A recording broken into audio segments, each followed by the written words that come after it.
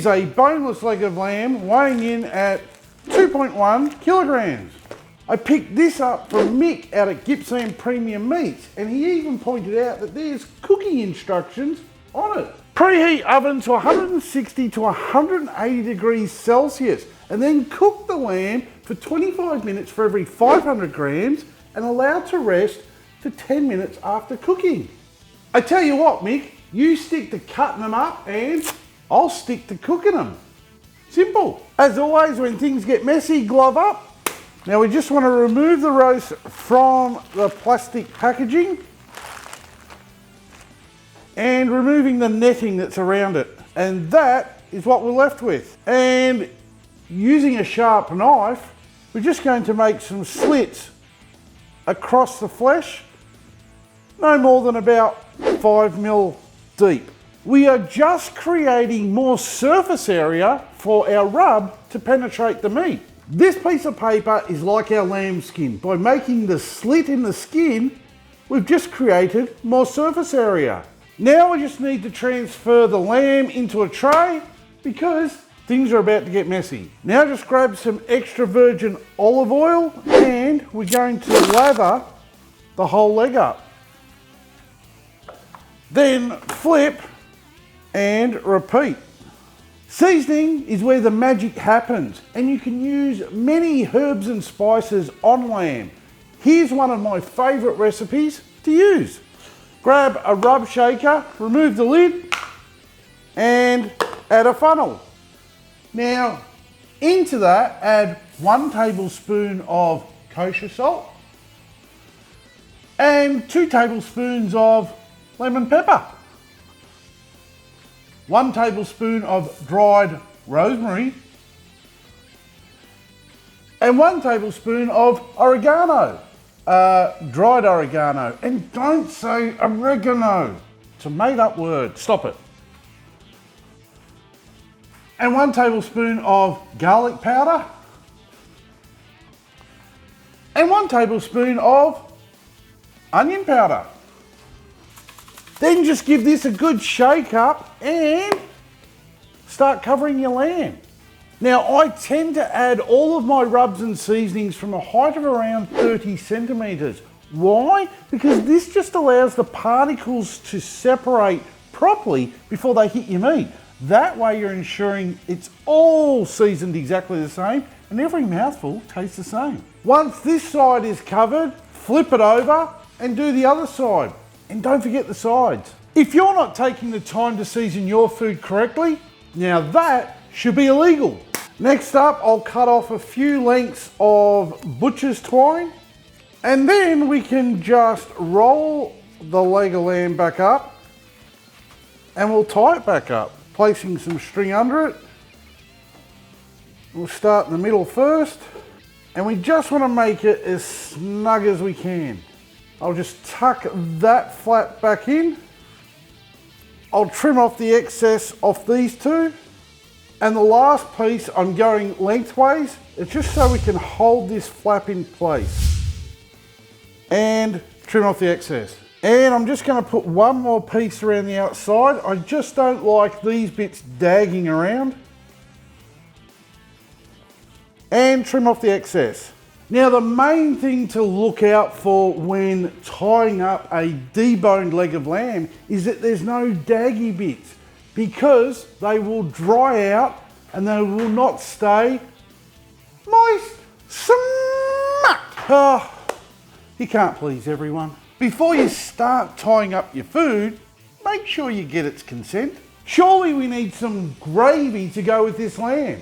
And I've shared this recipe before and it's a massive hit. Grab 3 brown onions and all we want to do is slice them into quarters. And if you're noticing, I'm leaving the skin there. Why am I leaving the skin there? Because the brown skin of the onion actually creates a deeper, richer colour in the gravy. And we'll be straining these out later, so it doesn't matter. Just add all of the quartered onions, skins and all, into a baking dish.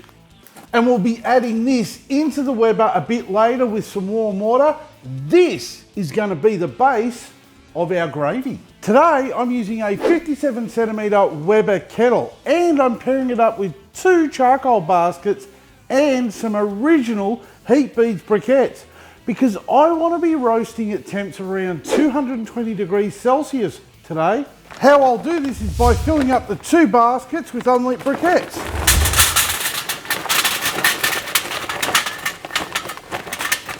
This will guide me on how much fuel I need. I'll then just dump these both into the chimney starter. I'll then place the charcoal baskets back together in the middle of the charcoal grate. I'll light up the briquettes and once they're all ashed over, I'll dump them into the 2 charcoal baskets. I'll then separate them to either end of the charcoal grate. I'll add the tray with the onions to the middle and I'll add 3 cups of warm water.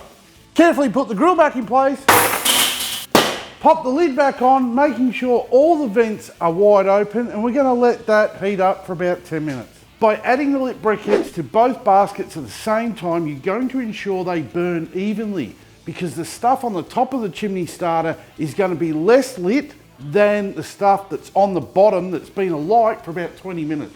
Cooking time for this recipe will be 1 hour and 30 minutes. Or for those of you who like to use my beer timer, you're looking at a 3 beer cook. Cheers!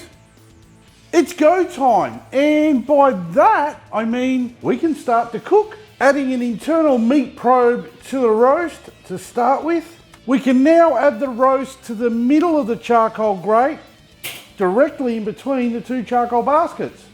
Pop the lid back on and we're going to monitor that internal temp, and once it reaches 57 degrees Celsius, we're going to take it off the grill. The roast has been cooking away for 45 minutes now, and that Weber lid vent creates a hot spot. So I want to spin the lid 180 degrees, but I also don't want this wire from the thermometer to move.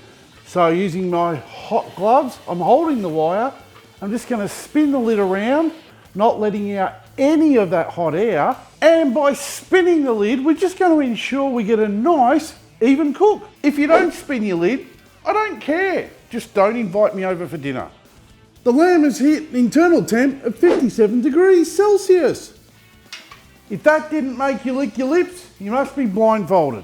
We don't need the probe anymore, and we can remove it from the heat. So all we want to do now is loosely cover this with some flexible metal and a couple of tea towels. And then we'll put this aside for 30 minutes. The recommended resting time for me is 1 minute per 100 grams. So this 2.1 kilogram leg of lamb realistically should be resting for 21 minutes. But over time, I've learnt lamb loves a longer rest. So we're going to let this rest for 30 minutes. Oh, and the carryover temp, that internal temp that the lamb's got, is going to keep climbing that temp to 60 to 62 degrees Celsius, which is going to be a perfect medium doneness. While the leg of lamb is resting, we can get on to making the gravy by placing the pan with the juice and the onions over a medium heat, adding to this 2 cups of beef stock and 1 cup of white wine.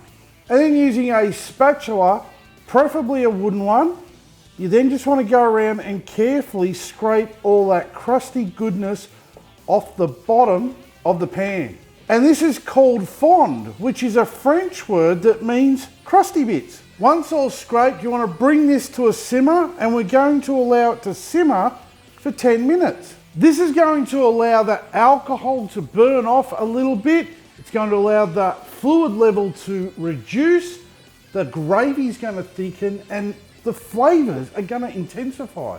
After 10 minutes, we can strain the gravy into a saucepan and pop that aside. While we let that strain away, into another saucepan, you want to grab 60 grams of unsalted butter and you want to melt that. Once it's all melted, you want to add 4 tablespoons of plain flour, and over the low heat, it'll slightly brown, turning a shade of, I don't know, people say a nutty colour.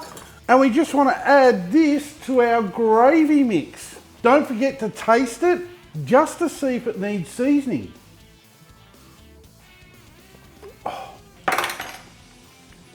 Perfect every time. Now it really depends on the stock you use whether or not you need to season this any further. If you do need to season it, I suggest using half a teaspoon of salt, whisk that in, try it, and if you need to, add a little bit more. Once you're happy with yours, add it to a serving jug and we'll be ready to slice up our roast. The first documented form of gravy was back in the 14th century, and it took all this time for me to perfect it. You're welcome. Slicing time is upon us, so time to glove up, and we better remove that string. Easy enough to do using obviously a pair of scissors. Once all the string's removed, we can place it onto a chopping board. Let's just slice it straight down the middle and see what we have.